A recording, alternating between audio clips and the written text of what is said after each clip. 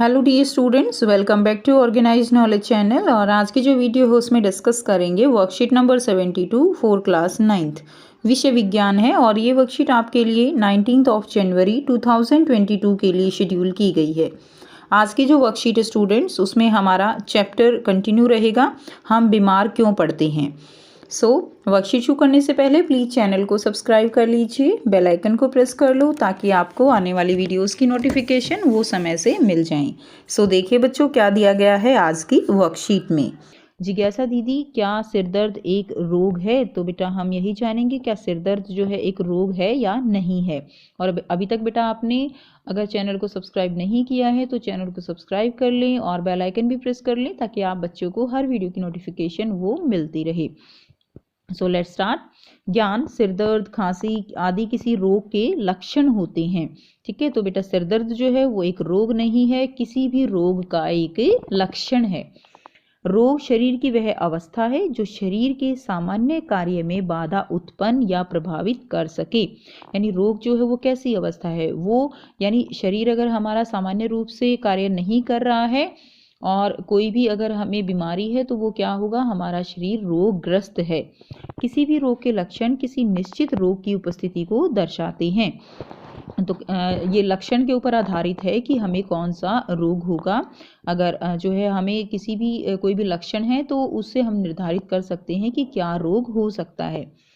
रोग कुछ समय के लिए हो सकते हैं जैसे सर्दी जुकाम, या फिर लंबे समय के लिए या जीवन भर के लिए भी हो सकते हैं जैसे मधुमेह, मधुमेह यानी डायबिटीज।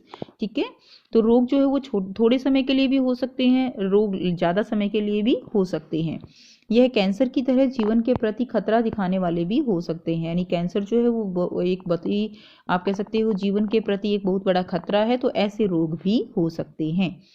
अब देखिए नेक्स्ट है, एक व्यक्ति का स्वास्थ्य अच्छा या खराब हो सकता है लेकिन उसका रोगग्रस्त या रोग मुक्त होना अन्य कारकों पर भी निर्भर है और इसके लिए उसकी सही जांच आवश्यक है।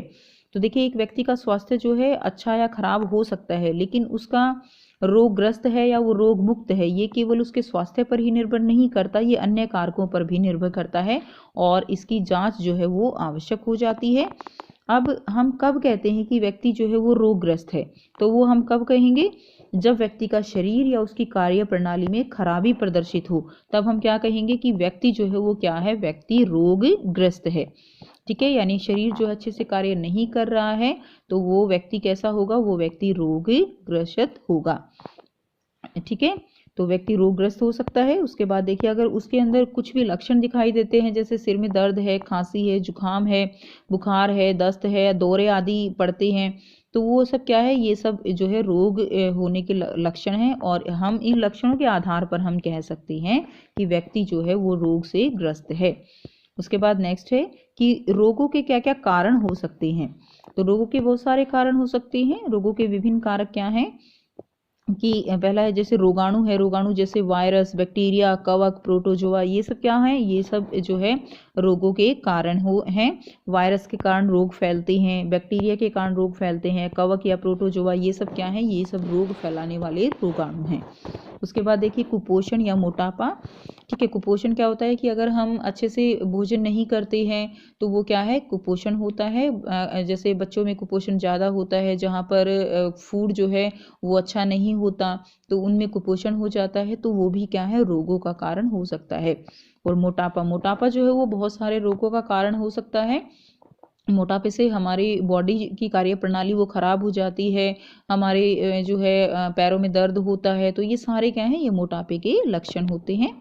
नेक्स्ट देखिए अनुवांशिक भिन्नता। तो अनुवांशिक रूप से भी जो कुछ बीमारियां जो हैं वो अनुवांशिक तौर पे भी एक जो पीढ़ी है उससे दूसरी पीढ़ी में ट्रांसफ़र होती है, तो ये भी एक अनुवांशिक भिन्नता भी क्या हो सकती है, वो रोगों का कारण हो सकती है। नेक्स्ट है पर्यावरण का प्रदूषित होना। तो बेटा पर्यावरण का प्रदूषण ये तो बहुत बड़ी एक समस्या है रोगों के कारण के लिए। जैसे अगर हम बात करें, अगर हम पानी प्रदूषित है, गंदा पानी पीते हैं तो हमें ये बहुत सारे रोग हमें लग सकते हैं। वायु प्रदूषण के कारण हमारे सांस लेने में दिक्कत हो सकती है, फेफड़ों की बीमारियां होती हैं, तो ये सारे कारण जो है प्रदूषण के कारण होते हैं। और अगर ध्वनि प्रदूषण ज़्यादा है तो उससे क्या हो सकता है, हमें बहरापन, सिर में दर्द, ये सारी प्रॉब्लम जो है हमारे साथ हो सकती हैं। तो पर्यावरणीय प्रदूषण ये भी रोगों का एक बहुत बड़ा कारण है। नेक्स्ट है सही इलाज का अभाव और टीकाकरण का अभाव, तो ये भी रोगों का कारण होगा। अगर कोई भी हमें रोग है उसका सही इलाज नहीं मिल रहा है, और इसके अलावा टीकाकरण, जो बच्चों को टीके लगाए जाते हैं बचपन में, अगर वो टीके ना लगाए जाएं तो ये भी क्या हो सकता है, रोगों का एक बड़ा कारण हो सकता है। नेक्स्ट हम करेंगे रोगों के सूचक। यह किसी रोग की निश्चित या सटीक जानकारी देते हैं। तो रोगों के सूचक क्या होंगे, किसी भी रोग की निश्चित या सटीक जानकारी, यानी जिससे हमें पता चलता है कि हमें क्या रोग है, तो वो क्या कहलाते हैं, रोगों के सूचक। इन्हें जानने के लिए कुछ जांच जैसे अल्ट्रासाउंड या लैब टेस्ट आदि किए जाते हैं। बहुत इजी वर्कशीट है बेटा आपकी, सब कुछ आप जानते हो कि अगर हम बीमार होते हैं तो हम अल्ट्रासाउंड करवाते हैं, या हम अपने ब्लड की जाँच कराते हैं, टेस्ट कराते हैं लैब में, ठीक है ना। तो वो क्या है, वो रोगों के सूचक होते हैं। नेक्स्ट है रोगों के लक्षण। अब देखिए रोगों के लक्षण इस पर निर्भर करते हैं कि आप कैसा अनुभव कर रहे हैं। यह सामान्य अथवा विशेष हो सकते हैं। जैसे रोगों के लक्षण हैं जैसे सर्दी, जुकाम, सिर दर्द, दस्त, ये सब क्या है, ये सब किसी भी रोग के लक्षण हो सकते हैं। तो ये क्या होंगे, रोगों के लक्षण। तो ये जो है इस बात पर निर्भर करते हैं कि हम जो है वो कैसा अनुभव कर रहे हैं। उसके बाद देखिए अब इसमें 4 ही केवल क्वेश्चन दिए गए हैं बेटा, और हम इनको 1 बाय 1 सारे जो प्रश्न हैं आपके चारों, इनके आंसर करेंगे। तो ये बेटा करते हैं इनके आंसर। सो बेटा ये जो है प्रश्न 1 का उत्तर होगा, हम कब कह सकते हैं कि एक व्यक्ति रोगग्रस्त है। तो हम कब कह सकते हैं कि व्यक्ति रोगग्रस्त है, हम कहते हैं कि एक व्यक्ति रोगग्रस्त है जब व्यक्ति का शरीर या उसकी कार्यप्रणाली में खराबी हो, जब किसी व्यक्ति में कुछ लक्षण जैसे सिर दर्द, खांसी, जुकाम आदि नजर आने लगे, तो वह व्यक्ति कैसा है बेटा, वह व्यक्ति रोगग्रस्त होता है। तो जब ये सारी जो लक्षण हैं, शरीर की कार्यप्रणाली में खराबी हो, सिर दर्द, खांसी, जुकाम, ये सब नजर आने लगे, तो व्यक्ति कैसा है, व्यक्ति रोगग्रस्त है, यानी रोग से पीड़ित है। प्रश्न 2 है कि क्या स्वस्थ होना और रोगमुक्त होना एक ही है। तो बेटा क्या आपको क्या लगता है कि स्वस्थ होना और रोगमुक्त होना क्या जो है ये बिल्कुल एक ही बात है। तो बिल्कुल एक बात नहीं है कि स्वस्थ होना और रोगमुक्त होना ये दोनों बिल्कुल अलग अलग चीज़ें हैं। हमने एक लास्ट वर्कशीट में भी पढ़ा था कि स्वस्थ होने का मतलब क्या है। स्वस्थ होना मतलब जो है मानसिक रूप से, शारीरिक रूप से, भावनात्मक रूप से, तीनों प्रकार से हम अगर स्ट्रांग हैं, तीनों प्रकार से हम अगर स्वस्थ हैं तभी व्यक्ति स्वस्थ हो सकता है। जरूरी नहीं है कि कोई रोग नहीं है और वो व्यक्ति मानसिक रूप से अगर ठीक नहीं है तो वो व्यक्ति स्वस्थ नहीं हो सकता, ठीक है। तो एक स्वस्थ व्यक्ति रोगमुक्त होता है, ठीक है, यानी अगर कोई व्यक्ति स्वस्थ अगर हम उसको कह रहे हैं तो उसके अंदर कोई रोग नहीं होगा, वो रोगमुक्त होगा। लेकिन ऐसा आवश्यक नहीं है कि एक रोगमुक्त व्यक्ति स्वस्थ भी हो, ठीक है। तो ये आपका क्वेश्चन नंबर 2 का आंसर हो जाएगा। नेक्स्ट करते हैं हम क्वेश्चन नंबर 3। एक व्यक्ति के रोगग्रस्त होने के संभावित लक्षण क्या हो सकते हैं। तो क्या क्या लक्षण हो सकते हैं, एक व्यक्ति के रोगग्रस्त होने के संभावित लक्षण होते हैं जैसे सिर दर्द, खांसी, जुकाम, दस्त, सर्दी लगना आदि।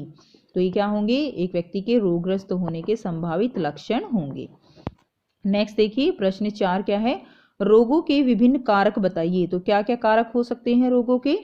देखिए रोगों के विभिन्न कारण हो सकते हैं जैसे रोगाणु, जैसे वायरस, बैक्टीरिया, प्रोटोजोआ, कवक आदि। कुपोषण हो सकता है, मोटापा हो सकता है, बेटा हमने बहुत सारे पढ़े थे ना अभी वर्कशीट में। अनुवांशिक भिन्नता, ठीक है, तो ये सारे आप लिखेंगे। अनुवांशिक भिन्नता हो सकता है, पर्यावरण प्रदूषण हो सकता है, सही इलाज का अभाव, टीकाकरण का अभाव। तो ये सारे कारण किसके हैं, ये सारे कारण हैं रोग जो है उसके होने के कारण हो सकते हैं, ठीक है। तो यहाँ से बेटा आप इसका आंसर जो है वो लिखेंगे, ठीक है। तो ये आपका क्वेश्चन नंबर 4 का उत्तर हो जाएगा। सो ये थी बच्चों आपकी बेटा विज्ञान की आज की वर्कशीट फॉर क्लास 9। और अगर इसमें कोई डाउट है तो आप कमेंट सेक्शन में कमेंट करके पूछ सकते हो। वीडियो अच्छी लगी तो लाइक शेयर जरूर से कर दीजिए, चैनल को सब्सक्राइब भी कर लीजिए। And thanks for watching, have a nice day.